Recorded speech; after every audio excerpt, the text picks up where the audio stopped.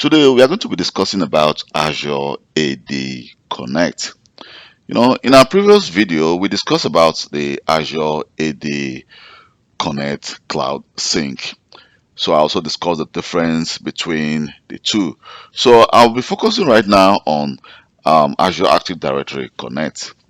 So Azure AD Connect is an on-premises Microsoft application that that is designed to meet and accomplish your hybrid identity goal. So if you are working in a company and you are thinking of actually migrating your users and your devices to the cloud, you will want to actually ask, why should you use the Azure Active Directory Connect? Number one, users can use a single identity to access both the on-premises application and cloud services such as Microsoft 365. And with the Azure AD Connect, it's actually a single tool to provide an easy deployment experience for synchronization and single sign in.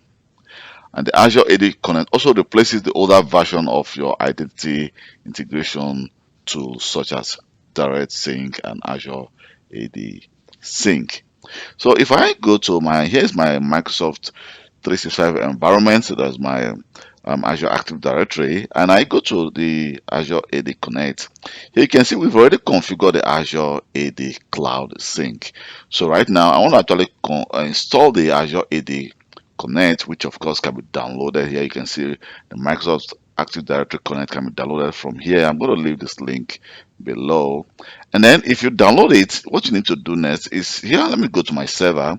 So this is actually, you can see we have the Azure AD Connect Provision Agent wizard, which was installed on this device.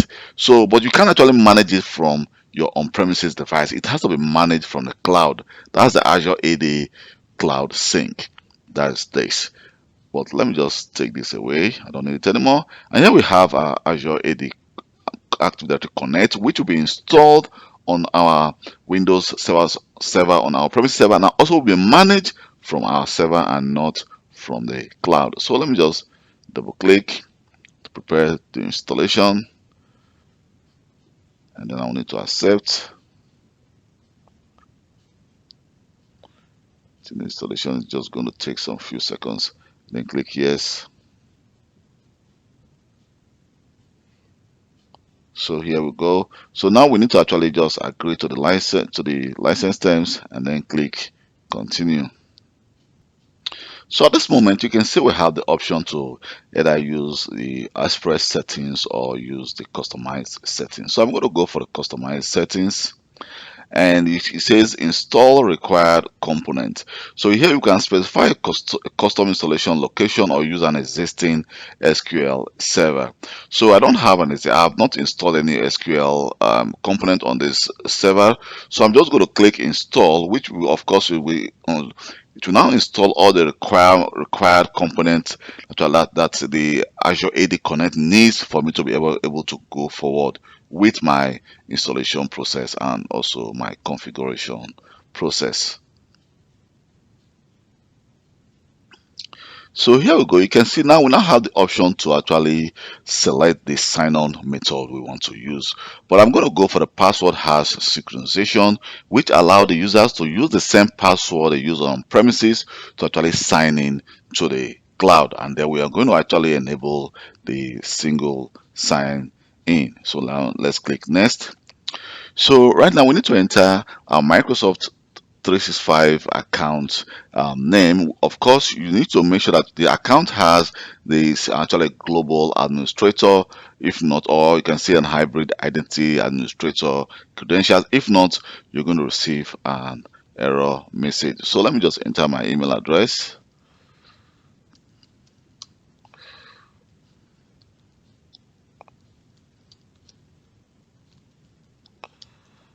Then enter your password and then click next. So now I need to actually identify and make sure that I am the owner, because I configured a multi-factor authenticator, so I'll be requested to actually verify my account.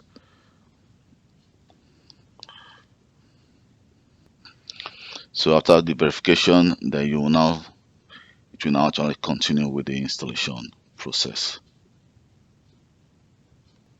So at this moment it says connect your directories. You see it says no directories are currently configured. So let me just click add. Just click add, and here we're going to create a new Active Directory account.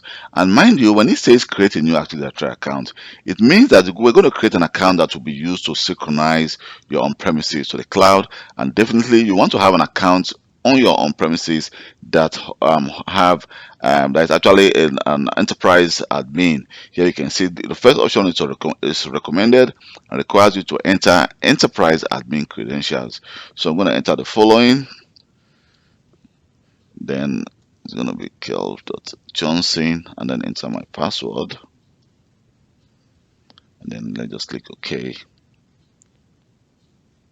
And here we go. You can see that it's actually showing me a green check, which means I can now click next to continue the installation process.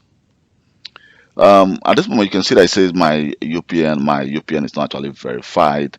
So what I can do, it says the Azure AD domain, which is not added. So I can just continue without matching all UPN surface to verified domain and then click next.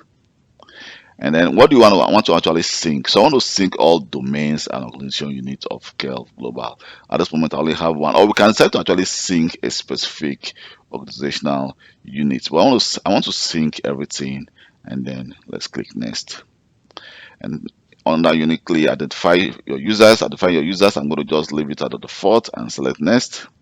So synchronize all users and devices. Surely we want to do that, and I'm going to click next.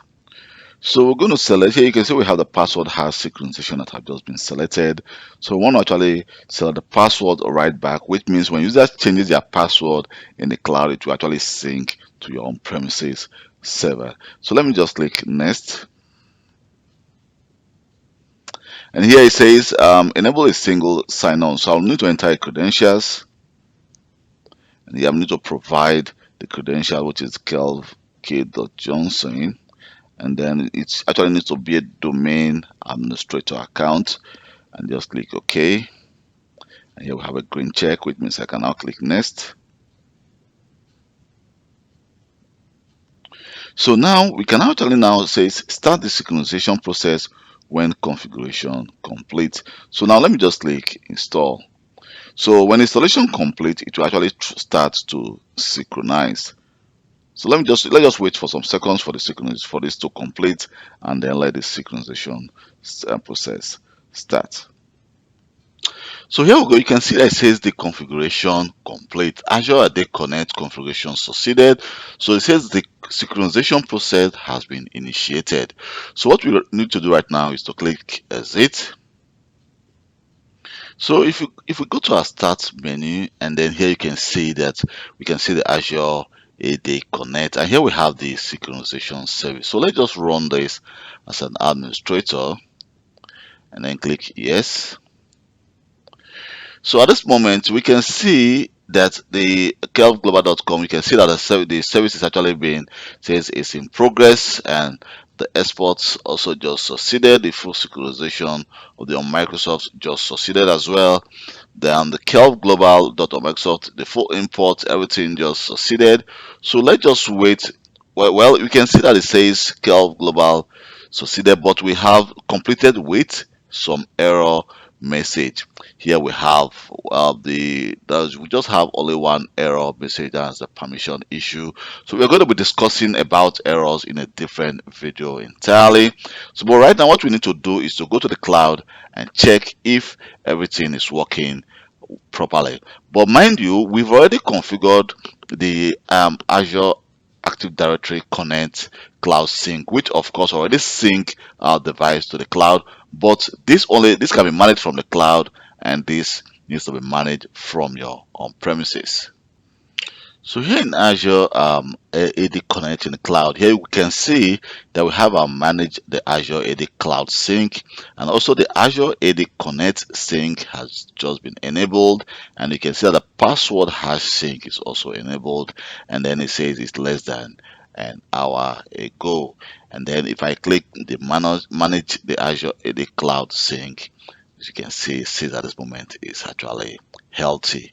And if I go back again to my, for example, if I go to users, go to all users, you can see all our users in our previous video has already been synced to the cloud. But mind you, we can actually use both to manage both the cloud sync and your regular Azure AD Connect, which should be managed from the on premises, to actually manage both. So which means that if, for example, a new user has just been created in your Active Directory. So let's go to Active Directory.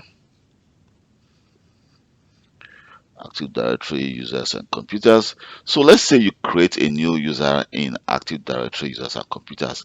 And as you may know, it takes some time for that user to be synced to the cloud. So what you can actually do to actually speed up the synchronization process, we can actually use the Azure AD Connect.